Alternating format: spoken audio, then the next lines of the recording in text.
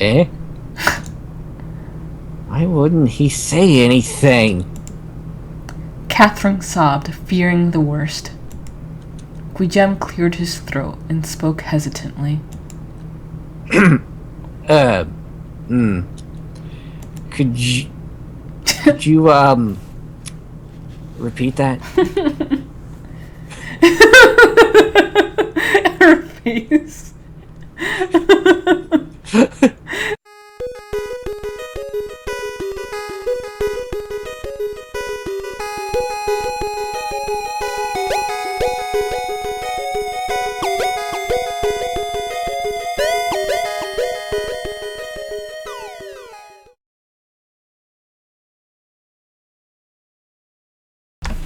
Hello everyone, welcome back. Coco here with Advo from Evil Guacamole Gaming, and we're continuing Cupid, where some really creepy and serious things just happened. I was going to go to bed, but I'm just way too curious about what's going on here. Yeah. Rosa should have followed her, but when she tried to stand, the floor twirled. She choked at the flavor left in her throat. Sick and cloying, sticky sweet like honey. The taste both repulsed and enticed her. Thick spit leaked out of her mouth. She felt the urge to vomit. That might be the alcohol. Yeah, This is nothing, Mother. Just a bad after effect of the alcohol. No. Please don't call me that. It was an accident. Everything is fine. She would talk to Catherine tomorrow, assure her that this was not her fault. Everything was fine. Oh boy. Oh, this is always so nerve-wracking. Yep. There was an urgent knock at Guijem's door. The clock read 2:15 in the morning. Looking nice there, Guijem. Yeah. He closed his journal and stood up from his desk. Yes. I am coming as quick as I can. He opened his door. The flare. Catherine stood in front of him, her cheeks stained with hastily wiped tears. Cath.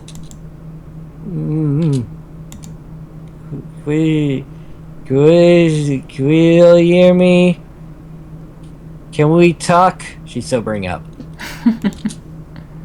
Oh, isn't it quite late?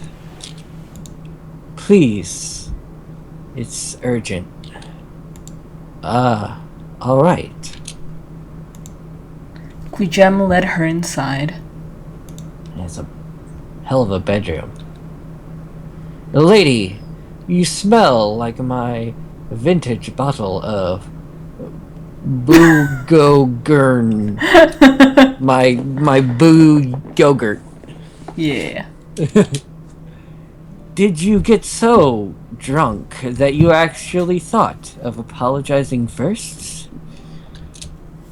I didn't think I'd see the day. You smarmy ass, this isn't about that. You and your damn wine, just because you spent half of your fortune on it. Cherry, what's wrong? That came out all wrong. Catherine's thumb went to her mouth without thinking. How could she even begin to tell Guijem what she had done?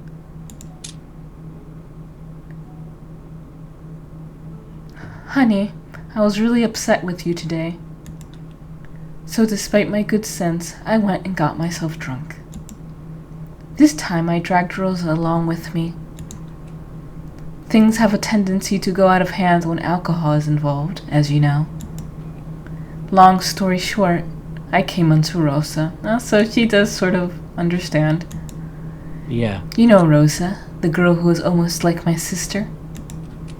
Yes, I may have forced myself on her. Wow, I also appreciative of her considering the consent, but And I did that right after she told me she had been abused before. She felt Guijem's hand take her thumb away from her mouth. Cass? She looked at her fingers in horror. Her habit had surfaced again. She thought she had gotten rid of this as she grew up, replacing the nail biting with meticulous, almost obsessive care for her fingers. My fingers are my livelihood. I must take care of them. Now the nails were chewed down to jagged stumps, and a couple of them had tiny, blistering cuts. Cass, can you talk? Catherine's eyes snapped back to Guijem, as if he had just materialized in the room beside her. So yes, like I was saying, darling. Which is the worst thing? What do you think? This implied incest? My abuse of my best friend? Or my infidelity to you? Or if that doesn't cut it, dear, may I divulge to you one last point? I felt something worrying when I kissed her. Excitement. Well, we're starting to have our answer, I think. Yeah. If she hadn't stopped me, something else would have. It felt so real. It didn't feel like a mistake. It felt like I had always been there, buried deeply. So much so that it felt like cheating. It felt like a craving. I wanted it. It was something I haven't felt with you when we... Why is this happening? I don't know. I don't even know who I am anymore. Cass, you are scaring me. Tell me, what is wrong? Would you still want to marry me? Would you still love me if you knew? I wouldn't. I can't even look at myself in the mirror. But I think I know who I am now. I'm a selfish, depraved bitch. I've always been the controlling, jealous lover to you. In just one night of drunken frenzy, I went and took advantage of the two people I care for the most. Not enough wine to justify this. I want to call off the engagement. At first, Catherine saw that Guijem treated it as a joke, but the panic in his eyes set in immediately. Nani? Not this guy! I said I'm calling off the engagement. Well, I refuse. You don't have a choice. I'm leaving tomorrow. No? Not until you tell me what is wrong. Guijem's eyes didn't flinch. These were the looks he gave her that melted her heart. They were so sure and steadfast in their care. They were just fighting this morning, a fight she had started as usual. Yet there was no doubt in his eyes at all. If she were to see that certainty fade away from his eyes, she knew it would break her. Is it about the fight earlier? Because, Kath, I swear to you, I haven't done any of the... No, stop. Hearing him reinstate his devotion to her just made it more painful. Tears pooled in her eyes and fell in huge, ugly globs. She had been doing so well, too. She had thought she could hold it in until she left. She wiped the tears as best as she could, but more kept pouring out. It isn't about that. Then, what is it? What do you want me to do? Whatever it is, I shall do it. This was so hard. Why did this have to be so hard? Why did she even go here? Because she wanted to see his face. She wondered what it would be like for a cheater to go back to the arms of her lover. Would it change somehow? Did she still love him? How could she even tell? All her emotions were wrapped in a thick layer of guilt. It was hard to distinguish every painful thought. She started to sob now. Yes, indeed, ugly, unflattering snorts came out of her nose. It felt comforting to hold on to guilt. Its existence made the hatred toward herself bite less. Kath, please tell me what is bothering you. I don't deserve you. I'm a horrible person. You ought to find someone else to marry. Catherine let the words tumble out of her mouth, slightly relieved to be rid of them. She looked tearfully up at Guijem to gauge his reaction, but he just stared back at her blankly. Don't do that. Eh? Why wouldn't he say anything? Catherine sobbed, fearing the worst. Guijem cleared his throat and spoke hesitantly. Could you repeat that? Her face. He cupped his hand to his ears and angled it closer to her face. He apparently hadn't caught any of her heartfelt words.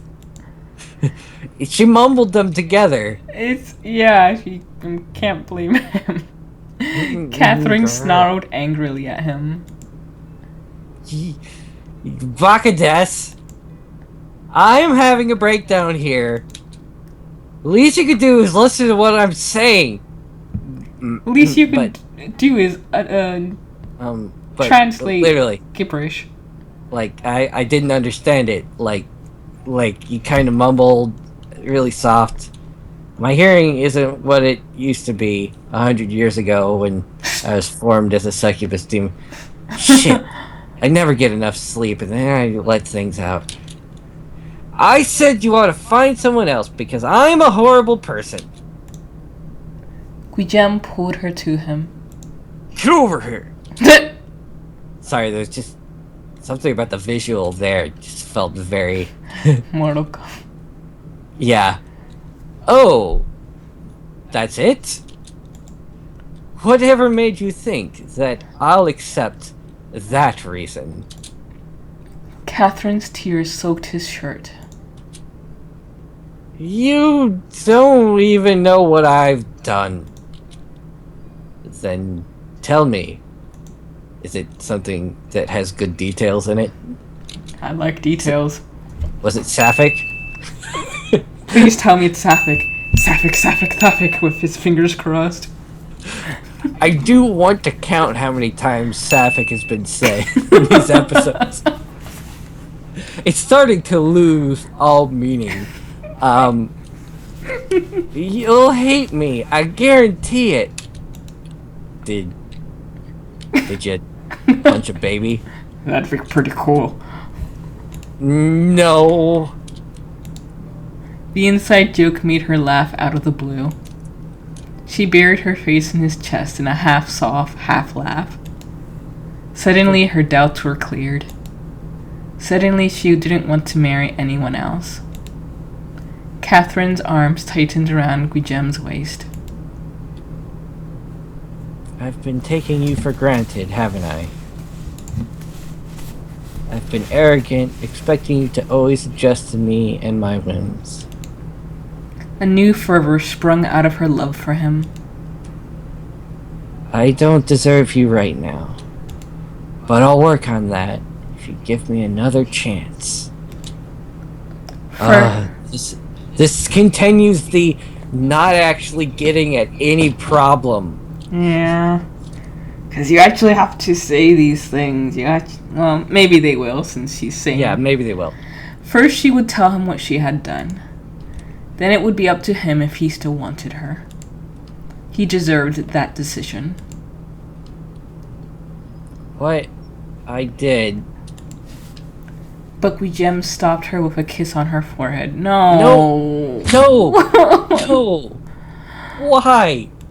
Like, I get it. The sad thing is, he's going to think that he's doing the right thing, but they're finally about to communicate, and he's stopping that. Tomorrow. This is not going to happen tomorrow. No, it's not going to be said tomorrow. No. After a hearty breakfast and a good night's rest. She might lose her courage by then. I'll listen to what you have to say. Though, I'm quite sure my answer will be the same. Catherine's face melted into a smile and he beamed at her. My star finally smiles. Catherine wiped her eyes. I love you so much.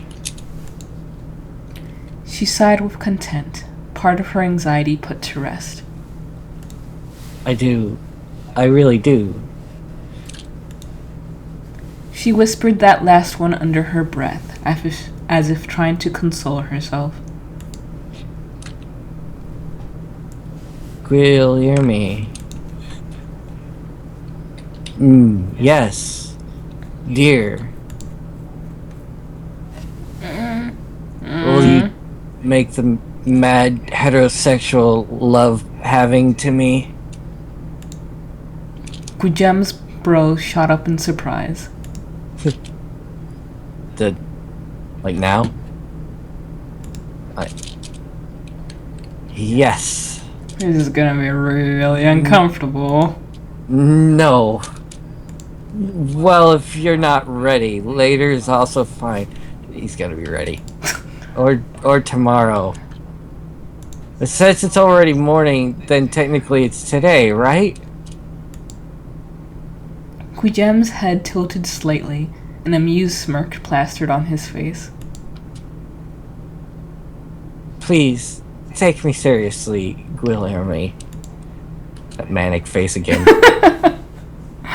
That would kill any boner. Actually, that probably means that the line was more like, please, take me seriously, Guillermo.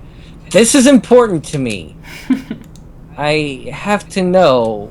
I have to make sure that my vagina works for the dicky parts.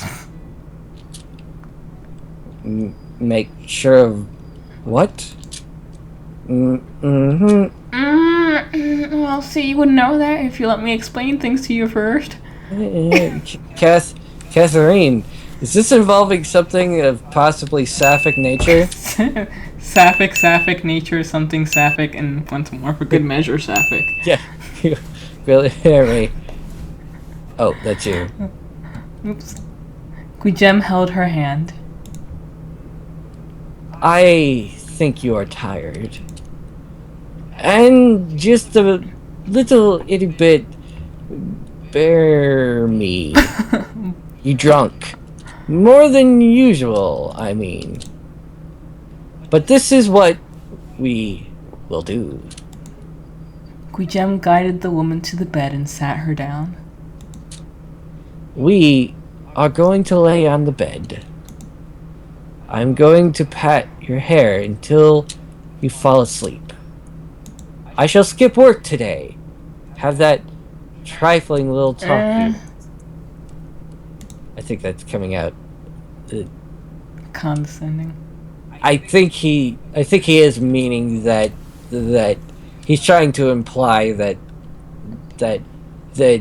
her concerns of him leaving are trifling, not that what she has to say, but it's kind of come out weird. Yeah. And as such, If you're still in the love-making hetero man-on-lady type of mood, then, mademoiselle... Actually, I did that wrong.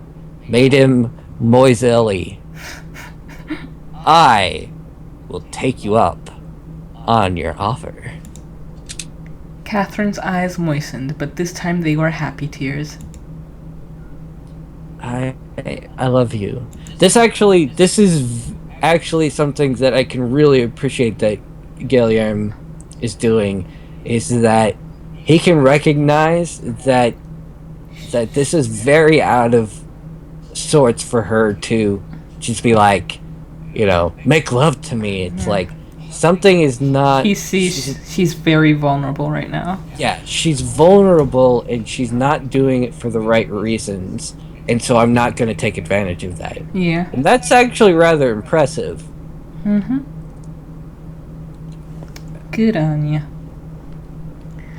Guillem shrugged and lifted Catherine's legs up onto the bed. I love you too. And aren't you lucky? Save it. He climbed on the bed beside her. Catherine draped her arm over him. He searched for her hand, brought it up to his lips, and patted it. She closed her eyes and rested her head on his chest, comforted by the warmth of his embrace. Mon Chow, can I ask you something? Wow, that's not... That sounded like a Kermit. What the... What was... That's a little better. Why do you love me so much? Guillem mused for a while. Is that a trick question? It feels like a trick question. Catherine whined just like that. Yep. Alright, I shall humor you for now, because you're in such a pathetic state. I love you simply because it's easy to love you, darling. You are my star, my light. You keep me right, always. You make me want to do good by you, to be a better person.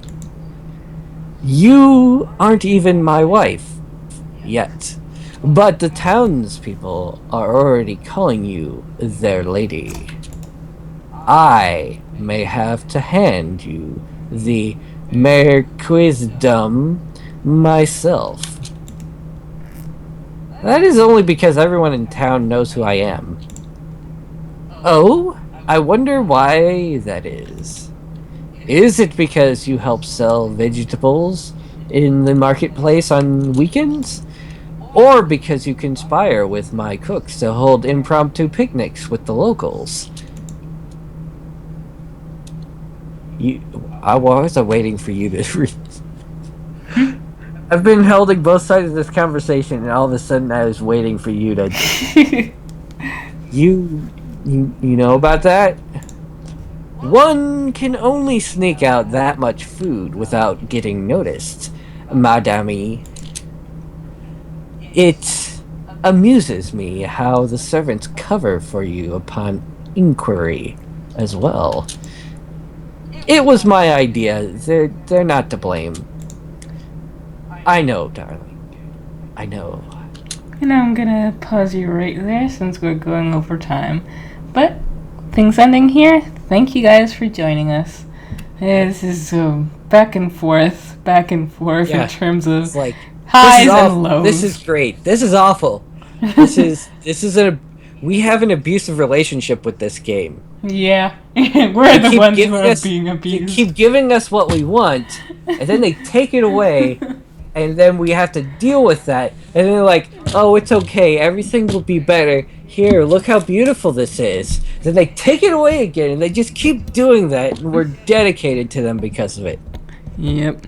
creators just sitting back and tenting their fingers and laughing. See you guys. Hope to see you next time. Bye. Farewell. You and pizza. You're such a stereotypical nerd. I'm not a nerd. Uh-huh. I'm not. Yep. Come on, let's go. She takes my hand and leads me upstairs. We hold hands until we reach the property perimeter. Alright, don't look. I step forward, keeping my eyes facing ahead the whole while. A moment later, a calico cat sits next to me. She looks up like she's expecting something. It'll be a lot faster if you carry me, you know. Aw, he's cute. My legs are kind of stumpy. Oh, you're right. I haven't actually, held any of the coworker cats. It felt like a big invasion of privacy. Like, that's the kind of thing you only do after you get to know someone, right? But hey, she asked. I scoop her up in my arms. It feels... well, it doesn't feel different than holding any other cat, to be honest.